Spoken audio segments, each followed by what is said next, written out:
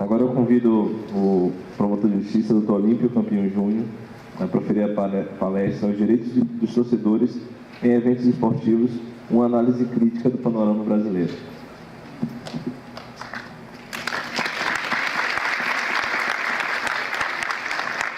Meu bom dia a todos. Dr. Gustavo Gomes, doutora Marta Torres, doutor Laércio, meus colegas de mesa. Eu vou pedir permissão para falar com vocês sentados, porque dois motivos. Um, se eu ficar em pé, vocês não vão notar muita diferença. E segundo, que é uma condição física minha, eu prefiro realmente fazer sentado, por causa de algumas limitações. Bom, como o tema mesmo diz, uma análise crítica do panorama brasileiro. Minha colega Jane foi muito feliz ao instituir esse tema e eu espero dar uma colaboração interessante para o conhecimento, aprendizado de todos vocês. Vou pedir ao meu amigo Lucas que sutilmente me avise do meu tempo, porque eu teria assunto aqui para entrar pela tarde, mas eu prometo a vocês que mesmo dispondo de 40 minutos, eu vou terminar até meio-dia. Não se preocupe com fome. Eu tenho uma colega chamada Ana Paula, que ela vai providenciar canapés gostosos para vocês. Fiquem, não saiam do auditório. E Lucas sutilmente vai me avisando aqui do tempo. Se for muito sutil, eu não vou perceber. Então, capriche. Bom, a nossa Bíblia do futebol é a Lei 10.671 de 2003, que sofreu duas alterações, uma em 2010, Lei 2.299, e uma, ano passado, Lei 13.155. Essa lei, ela diz que torcedor e consumidor são sinônimos. É uma equivalência total. E ela tem dois focos muito principais: segurança e responsabilidade. Interessante que, para nós que somos baianos, e mesmo os mais jovens vão se lembrar do fatídico episódio que aconteceu na Fonte Nova com mortes, já foi citado aqui. Aliás, todo palestrante citou alguma coisa de futebol, né? Nem que fosse para dizer assim, em time que está ganhando não se mexe. A doutora Marta falou do Bavi. Quer dizer, como diz o pessoal da crônica esportiva, futebol é a coisa mais importante dentre as menos importantes. E é por isso que o estatuto é do torcedor e se fala tanto de futebol. Pois é, gente, naquele ano, e já foi citado aqui quando tivemos algumas mortes aqui na nossa querida Fonte Nova, aquilo ali serviu de estopim para que o legislador nacional ele percebesse que estava faltando algo importante nesse mundo esportivo, que não é só esportivo, ele é jurídico, ele é social, ele é cultural, ele é até político. Alguns dos nossos antepassados, eu estava nascendo no meio da Revolução, mas eles comentam conosco que o futebol foi usado também politicamente e até hoje pode ser. Nós temos que estar atentos para isso. Então, depois daquele episódio que houve na Fonte Nova, depois de cenas dantescas como assistimos pela televisão, de torcedores sendo mortos enquanto a televisão filmava e passava aquelas imagens nos programas esportivos, aquilo ali acendeu um interesse, principalmente para o legislador nacional, de que precisava-se de criar regras. E o foco principal seria, ao meu ver, assim que eu vejo a lei, segurança e responsabilidade. Houve um momento no passado que o futebol, que é cultura, quem tiver mais ou menos assim, a minha idade, que eu sei que são poucos, vai lembrar de que a gente ia para o cinema e antes do filme passava o canal 100 com cenas belíssimas de futebol, bem próximos assim, câmera 8mm, com a musiquinha que era tradicional, sempre antes dos filmes, seja qual fosse a sessão ou cinema. E era uma época romântica do futebol, que até o que tinha de ruim no futebol era encarado com graça e com romantismo. Então, eu vou citar para vocês um caso que aconteceu com meu pai. Meu pai foi presidente do Ipiranga. Meu pai é um dinossauro que ainda sobrevive. O Ipiranga, eu não sei, acredito que de vez em quando ele some por uma falta de alternativa. Assim, a agremiação esportiva não coloca time em campeonato nenhum, nem na segunda divisão.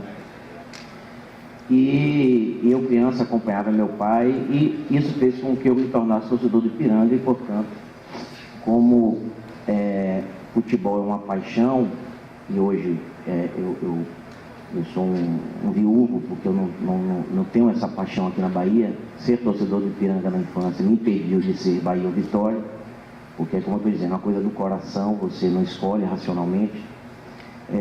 Teve eventos na minha vida, como, por exemplo, viajar com meu pai e o time ser apedrejado, o ônibus ser apedrejado por crianças lá em Vitória da Conquista. E eventos assim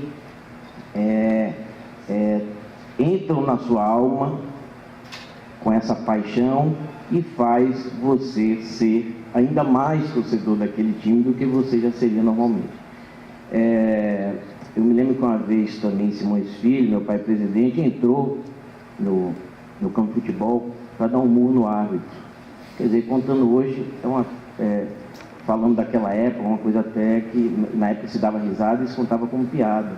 Mas hoje em dia, transmudando para os tempos de hoje, seriam fatos gravíssimos. Jogar pedra no ônibus ou entrar em campo para agredir um árbitro. Esse romantismo do passado, e se falava também com graça nas mesas de bar, nos aniversários, do ano que o time tal foi campeão, com a virada de mesa, com a manobra do seu presidente, com uma fraude, com um suborno do goleiro do time adversário. Isso muitas vezes era contado com graça. E hoje, diante dessa legislação e dos tempos modernos que mudaram, né? Os tempos mudaram muito. Aquela agressãozinha lá do passado, hoje virou caso de vida ou morte. Hoje existe, nós vamos conversar um pouco sobre isso, existem homicidas infiltrados em torcidas organizadas, que além disso estão ali para traficar drogas também. E não respeitam a polícia. Eu não consigo entender como é que um cidadão não respeita a polícia. Porque eu, promotor de justiça, respeito muito a polícia. E se eu estiver na rua e tiver qualquer tumulto, a pessoa que eu mais vou respeitar é a polícia. Até porque ele vai chegar ali, para você ali, você pode ser confundido com um transgressor da lei. Então, a polícia é para ser respeitada realmente. Esses tempos de romantismo do futebol acabaram. Hoje a nossa preocupação é constante. Eu não sou o promotor criminal que trabalha no plantão da vara, do torcedor, mas é comum eu passar finais de semana de minha vida preocupado com um jogo de grande risco que vai acontecer. E vocês pensam que grande risco é Bahia contra a Vitória? Não. Chega a ser ridículo o que eu vou falar para vocês. Mas uma torcida organizada do Bahia e uma torcida organizada do Vitória tem uma torcida amiga e uma torcida inimiga mortal no Pará, no Ceará, no Rio Grande do Norte. Sem falar em Minas, São Paulo, Paraná. Por que isso é ridículo? Porque você vê, é praticamente uma organização criminosa. Eles estão se associando, eles procuram torcidas irmãs, e porque a partir do momento que ele tem uma torcida amiga, obviamente que a torcida oposta é inimiga, de um time de futebol que não tem nada a ver com ele, mas é assim que funciona. Então, quando ele viaja daqui para lá, essa torcida viaja daqui para lá, a torcida amiga de lá recebe, protege e está pronta para qualquer enfrentamento. Ano passado nós tivemos um jogo Vitória e Paysandu na Arena Fonte Nova, e uma torcida específica do Paysandu que veio e que foi protegida por uma torcida organizada do Bahia, tudo combinado, maquinado desde antes, como eles fazem hoje em dia, até de marcar brigas, rixas, numa praça um pouco afastada, mas não muito longe da arena esportiva. Teve um tumulto na Praça da Piedade, envolvendo mais de 100 pessoas. A polícia vinha monitorando e, quando ela chegou, ela conseguiu prender 32 pessoas. Claro que muitas fogem, né? Carlos Gomes, Avenida 7, Barris, mas conseguiram prender 32 pessoas que respondem a processo criminal. É uma preocupação constante que nós temos. Eu vou falar um pouco mais na frente sobre isso, mas queria dizer para vocês que o Ministério Público já atuava mesmo antes dessa lei, que ela é de 2003. E como eu disse para vocês, que torcedor é consumidor. Se nós já temos um Código de Defesa do Consumidor desde a década de 90, era essa lei que nós usávamos para defender consumidor, torcedor. Obviamente que a lei, quanto mais especial, e se ela vier bem feita, se o legislador estava bem intencionado ao redigi-la, nós todos, a sociedade, colheremos os frutos disso.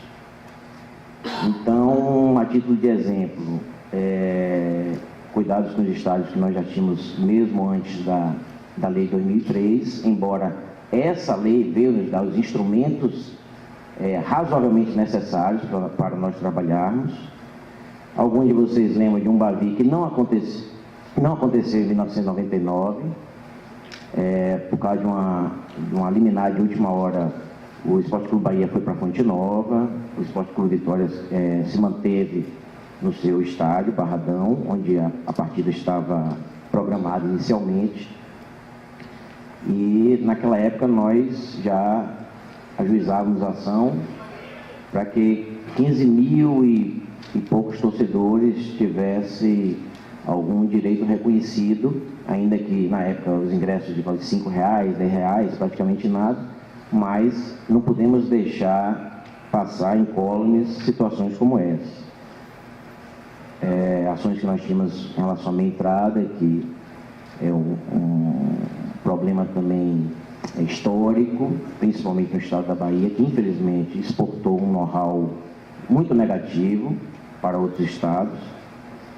E um exemplo muito característico do que eu digo, que existe uma tendência das instituições de se fingir de morta. Saiu a lei, isso aqui não é comigo, vou ficar quietinho até alguém descobrir. Mas em 2003, quando saiu a lei, e eu instaurei o primeiro inquérito naquela época, eu chamei a entidade organizadora do evento na Bahia, que é a Federação Baiana de Futebol. E lá na lei dizia que eles têm que fazer seguro de acidentes pessoais para os torcedores que frequentam o estádio. E foi forçado, não foi confessado, não foi declarado, mas com a minha perspicácia, eu percebi que se eu não tivesse feito aquele movimento, a partir dali não teria sido contratado seguro nenhum, e foi contratado seguro no primeiro ano. Então, assim, alguma atuação nós já tínhamos, claro, mas somente com essa lei especial que veio para regrar tantas situações que nos interessam, é que o trabalho em relação à segurança e responsabilidade do futebol foi realmente priorizado e fomentado. Em 2010, essa lei sofreu uma alteração importante. Existe desde 2006 um grupo de promotores, que é um grupo nacional, do Conselho Nacional de Procuradores Gerais. Ele formou uma comissão. Os procuradores gerais designam promotores para funcionar nesse grupo, que antes se reunia 4 vezes por ano. Hoje, acredito que por causa dessa crise, inclusive alguns ministérios públicos mais assolados do que outros, nós tivemos que reduzir essas reuniões para 2 anuais. Vai ter uma próxima agora em abril. E esse grupo nacional, ele teve uma importância muito grande nessas alterações de 2010. Um dos nossos decanos, que é um promotor de São Paulo, como sempre São Paulo normalmente à frente das nossas demandas, esse promotor chegou até a escrever livro, mas ele coordenou, ele encabeçou um grupo de promotores do consumidor que trabalhava com futebol, justamente para apresentar sugestões de alteração da lei. E essa lei, a 10.671, ela foi alterada em 2010 em pontos muito interessantes. Em primeiro lugar, deu-se um foco importantíssimo para torcida organizada. E como eu disse para vocês, não podemos generalizar. Existem, não aparecem, mas existem, saibam disso, existem torcidas organizadas, inclusive aqui na Bahia, que são absolutamente familiares. O presidente é uma pessoa de idade, o filho dele vai, a esposa dele vai, a família, os vizinhos. São torcidas ordeiras e pacíficas. Mas, diante de 10 ou 20 torcidas dessas, uma ou duas que fazem tudo aquilo que vocês assistem na televisão, tudo aquilo que vocês fazem na televisão, é suficiente para perceber que uma laranja podre estraga todo o saco de laranja. Então, nós temos casos terríveis no Brasil todo e já tivemos na Bahia, claro, com a menor intensidade. Desde já eu farei depois uma homenagem à Polícia Militar da Bahia pelo trabalho, que não é um trabalho de acerto e de êxito permanente. Faço aqui uma comparação com o trabalho da Lava Jato, mas tem sempre pessoas ali bem intencionadas querendo acertar. E errar faz parte do trabalho, do meu, de vocês, mas pensem aí, trabalhar com aglomerado de pessoas, públicos de 40, 50 mil pessoas, e além disso, como eu disse para vocês, criminosos, delinquentes, infiltrados para cometer crimes violentos, tráfico de drogas, desacato e etc. Não é fácil. A lei diz que torcidas organizadas podem ser pessoas jurídicas ou não. Se elas forem existentes de fato, elas também são torcidas organizadas. Tem responsabilidade sim, inclusive sobre os atos dos seus integrantes. É imprescindível, segundo a lei, o cadastro, que ela tem um cadastro dos seus torcedores, justamente para serem identificados. E a punição da torcida organizada, eu não estou falando do torcedor, mas da torcida organizada, que eles mais temem é a suspensão. Torcidas que já têm uma marca reconhecida, inclusive com valor econômico, quando ela transgride a lei e nós punimos, se você impede a torcida, como aconteceu ano passado, no segundo semestre, Babu imbatível, de ficar 3 meses, 4 meses sem um estádio de futebol, é um prejuízo, inclusive, econômico, ela não aparece no estádio. E aí, quem não trabalha com isso, às vezes eu vou em reunião no Batalhão dos Aflitos, reunião de planejamento e segurança de jogos, como teve agora quarta-feira, a do Bavi de domingo. Alguém pergunta, mas por que não entra com ação para extinguir? Porque a ação judicial de extinção de torcida não provoca o resultado pretendido. Eu vou dar um exemplo para vocês em relação à torcida Mancha Verde do Palmeiras. Violentíssima, cometeu fatos graves no passado e foi extinta. E depois surgiu uma outra associação, e o direito de associar-se constitucional é livre, e de criar associações é livre, uma outra associação com o nome de Mancha Alviverde. Então, não adiantou quase nada. Mas suspender uma torcida adianta, porque você pune a pessoa jurídica, a associação, ainda que existem de fato. É um complemento, ao meu ver. Você determinar que uma torcida tem que ficar 3, 4 meses, 6 meses, 1 ano, sem comparecer ao estádio, caracterizada como torcida. Os torcedores podem ir se a punição foi da torcida, mas ela não pode ir caracterizada como torcida. Não pode ir com camisa, não pode ir com bandeira. Então, a torcida não vai para o estádio, a torcida organizada. O torcedor vai, pode ir. Mas aí é que eu tenho de 2012 para cá, desde que eu participei desse grupo nacional, tentado trazer a experiência dos outros estados para a Bahia. A experiência que deu certo e descartar a experiência que não deu certo. Eu fico muito atento a isso também. Quando algum colega lá do Ceará, do Paraná me diz: olha, nós fizemos isso no nosso estado e não deu certo. Ou então o tiro saiu pela culatra. Eu já pego a experiência e digo: bom, não faremos isso aqui na Bahia. Mas aqui na Bahia, nós fizemos inclusive um TAC há uns anos com a torcida organizada, e hoje, justamente para você não contar com o processo judicial e a morosidade da justiça, é possível uma torcida organizada cometer um fato transgressor no domingo e na segunda ela ser punida em virtude da existência desse TAC.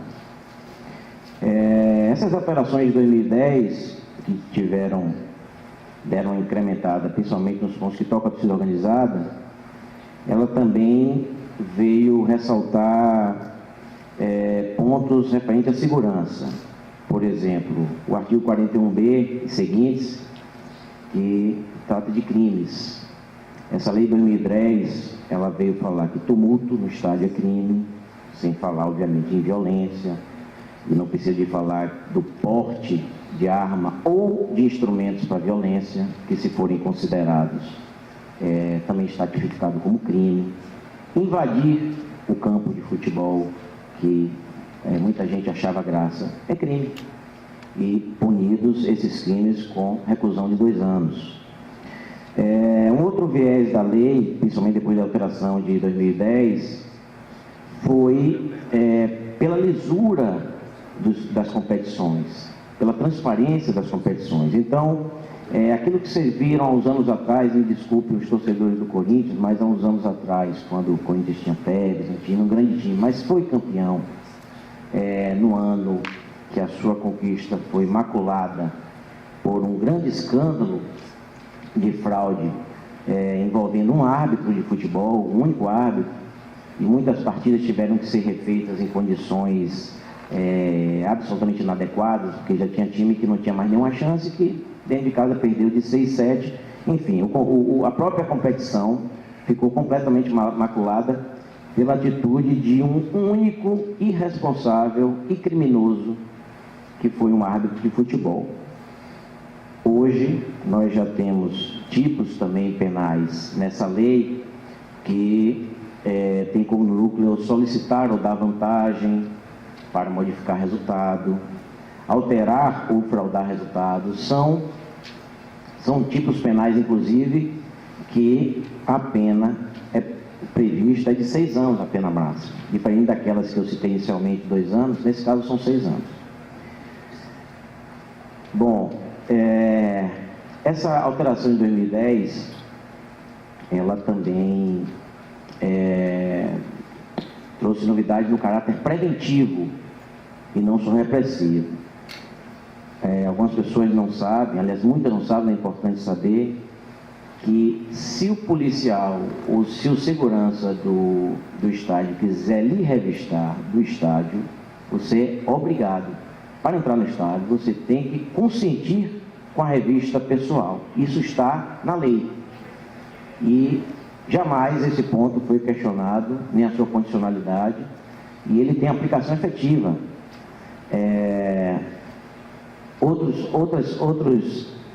Outra atitude de caráter preventivo: não arremessar nenhum tipo de objeto, por menor que seja, no estádio, nenhum boné, não invadir o campo, não portar fogos de artifício. Se existisse uma lei semelhante na Bolívia, poucos anos atrás, quando aconteceu aquele fatídico crime que vitimou uma adolescente, e alguns torcedores do Corinthians ficaram presos, se existisse uma legislação semelhante lá, aquele crime não teria acontecido. Então, é isso que nós estamos querendo evitar aqui no Brasil, e o legislador nacional nos deu esse instrumento para a gente trabalhar. Bebida alcoólica é um assunto que a gente poderia ficar aqui a tarde toda. Ia demorar tanto que era melhor até servir uma cervejinha para a gente conversar melhor sobre esse assunto. E diante da polêmica, eu vou ter que pular com uma certa rapidez, porque eu já fui avisado que me faltam 10 minutos, mas eu tenho que aproveitar esses momentos, principalmente quando eu vejo uma plateia tão jovem, para passar algumas impressões e experiências de vida. No Brasil, um dia, a minha opinião é contrária à venda de bebida alcoólica no Brasil de hoje, no estádio. Eu posso mudar essa opinião no futuro, mas entenda, a realidade do futebol brasileiro é óbvio que não é idêntica à da Europa, onde tinham hooligans que matavam, muita gente morreu até nos tumultos dos estádios. A Argentina tem os barras bravas que correspondem aos hooligans da Europa. E o estudo desses colegas, desde 2006, 2007, com dados que vêm desde a década de 90, eles mostram que, a partir do momento que a bebida alcoólica foi proibida no estádio, e a bebida não é um único componente da violência, mas é um componente importante, e quem consome bebida alcoólica sabe disso, por causa da alteração de humor que tem em cada pessoa. Nem sempre é para violência, isso depende muito da índole da pessoa. Tem gente que fica deprimida, tem gente que fica gaiato, mas você adicionar o componente bebida alcoólica num ambiente de tanta rivalidade, como é o ambiente do futebol, com torcidas que perdem tempo e energia e se arriscam a lei, a justiça, a polícia a definir que uma torcida lá no outro estádio é sua inimiga mortal. Num ambiente desse, é óbvio que em tempos atuais ainda a bebida alcoólica, na minha opinião, deveria ser proibida dos estádios. Infelizmente, aqui na Bahia, mais uma vez, né, como costuma acontecer, o precedente negativo surgiu na Bahia. E aí eu acho importante também passar essa informação para vocês, que é muito interessante, e fazer um comparativo. O Corpo de Bombeiros demorou 15 anos para ter uma lei aprovada.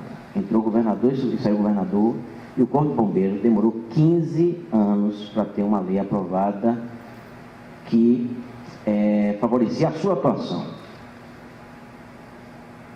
A lei de bebida alcoólica foi aprovada em 2 meses, com dispensa de formalidades e parecer oral da Comissão de Constituição e Justiça, e ela foi aprovada entre novembro e janeiro, interrompendo para férias. Enfim, não foi comunicado a ninguém. Quem primeiro descobriu foi um repórter que me ligou, e a lei já tinha passado, estava pronta somente para o governador sancionar. E aí eu entrei em campo para deixar o governador mais desconfortável possível, para que ele não assinasse, e não foi suficiente.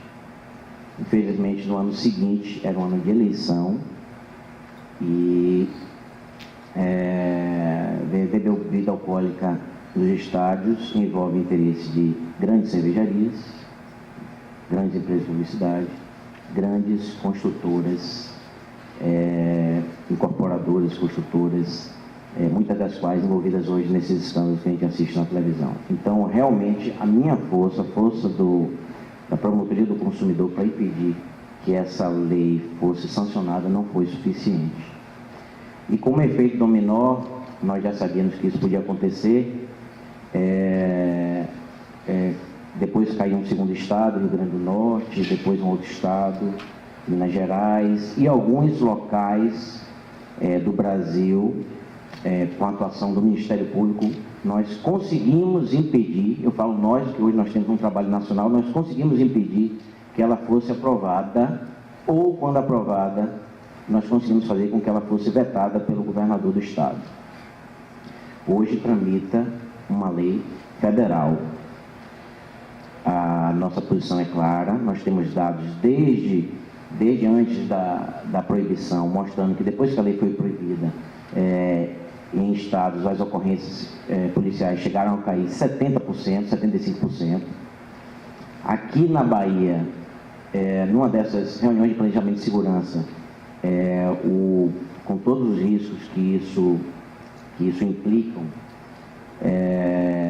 para o comando da Polícia Militar, a Polícia Militar já teve a coragem de dizer que 80% das ocorrências policiais estão relacionadas ao consumo de bebida alcoólica. Apenas existe uma filtragem, principalmente em relação à imprensa.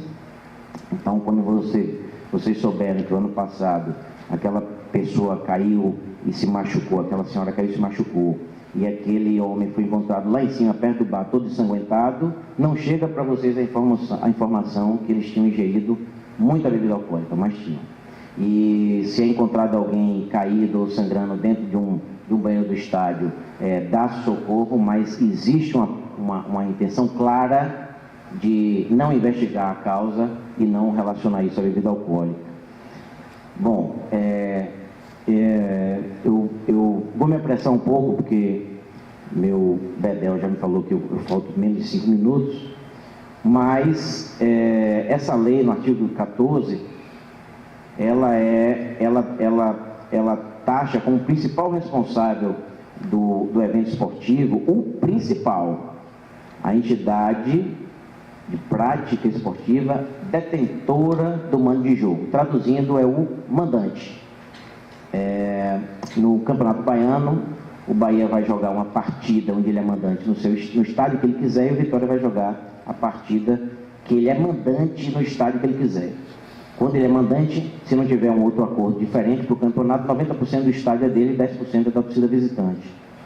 Então, a responsabilidade pelo jogo de futebol é do mandante.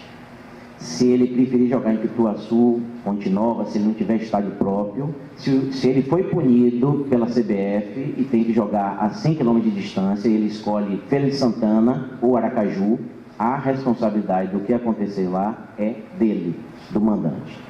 As entidades organizadoras dos eventos, a CBF, a FBF, têm responsabilidade também, muita. E algumas interessantes que, se eu não falasse, algumas pessoas iam pensar que é do mandante ou é do estádio, mas não. Providenciar médico é da CBF, da FBF, enfermeiro, ambulância, o próprio seguro de acidentes pessoais. E o Estado também é previsto na lei como responsável naquilo que ele toca. A lei, ela tentou ser o mais genérica possível, que até os participantes, um jogador de futebol que tiver uma atitude ali e causar ou o risco ou efetiva lesão, dano aos consumidores, seja o que for, e a nossa preocupação primeira é futebol, é óbvio que ele tem a responsabilidade porque ele é participante também. E a lei tentou ser a mais ampla possível. Bom, em relação a entidades organizadoras de eventos, o que eles mais têm medo é de ação do Ministério Público para destituir ou suspendê-los. E já tiveram alguns precedentes, principalmente em São Paulo. A gente tenta fazer com que os organizadores de eventos, o presidente da Federação Baiana de Futebol, o presidente da CBF, a gente tenta fazer com que eles sejam parceiros. Mas, se não for possível, a lei está aí, dura lex, ed lex, para ser aplicada.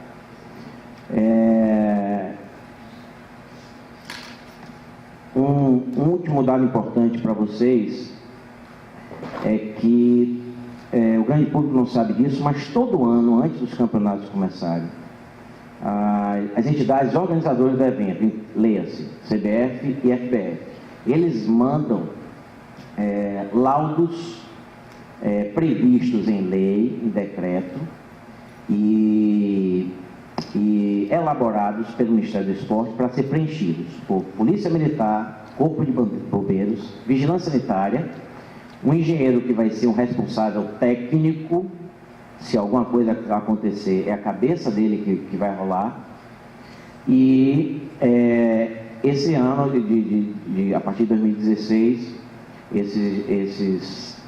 esses laudos sofreram modificação. Na verdade, a primeira portaria foi de 2009, a outra de 2010, uma outra de 2015, e essa última de 2015 ela criou também o de conforto e acessibilidade, que tem importância, mas quando nós promotores desse grupo soubemos que existia a intenção do Ministério do Esporte de fazer esse trabalho, nós nos apressamos em tentar influenciar e sugerir e participar. Fomos convidados para uma discussão na Universidade do Rio de Janeiro, fizemos uma seleção, eu fui um dos promotores selecionados, participei do GT do grupo do laudo do Corpo de Bombeiros, e o que eu tenho para dizer para vocês, e é uma crítica que eu faço, é que ainda hoje os políticos do nosso país ainda continuam se acovardando na hora de tomar as medidas apropriadas e duras que têm que ser tomadas. Então, vou dar um exemplo simples para vocês.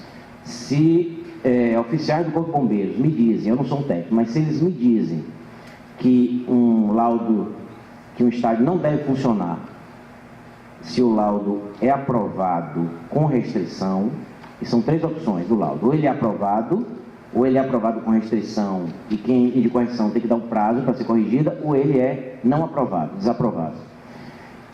Isso está na norma, inclusive do Ministério do Esporte. Se um oficial do Corpo de Bombeiros, técnico e absolutamente responsável com a vida alheia, ele me diz, doutor, esse laudo aprovado com restrição do Ministério do Esporte é um equívoco, porque que prazo que eu vou dar para uma pessoa ficar lá submetida a risco? Seja o que for, seja um extintor vazio. Eu não posso dar prazo nenhum, o prazo tem que ser corrigir antes do primeiro jogo. Mas se a norma vem, apesar das nossas críticas, eu digo isso porque eu vi isso de um oficial do Corpo de Bombeiros, que era um técnico, e eu comprei essa ideia, e eu defendi com unhas e dentes. E foi me informado nessa reunião que lá em 2010, os laudos esse laudo aprovado com condição continuou existindo, porque foi uma decisão política, senão a maioria dos estádios, a grande maioria não ia funcionar. Bom, vamos deixar essa razoabilidade para a gente que recebe o estádio, mas a norma não poderia criar essa facilidade, ou seja, se em casos como esse tinha que ser laudo aprovado ou desaprovado. E o Ministério do Esportes, aqui vai a minha crítica pessoal, aprovou mesmo assim. Bom, só para não dizer que eu fiz críticas e nada de elogio, a Federação Baiana de Futebol, que já foi alvo de ações minhas, inclusive a doutora Josiane, no episódio da Fonte Nova, com mortes, eu tenho que reconhecer que de lá para cá, sendo justo, que a Federação virou uma parceira, preocupada, obviamente sabendo suas responsabilidades, até pelas ações que já sofreu, originárias do Ministério Público. Tenho que fazer uma homenagem ao BEP, que é o Batalhão de Eventos.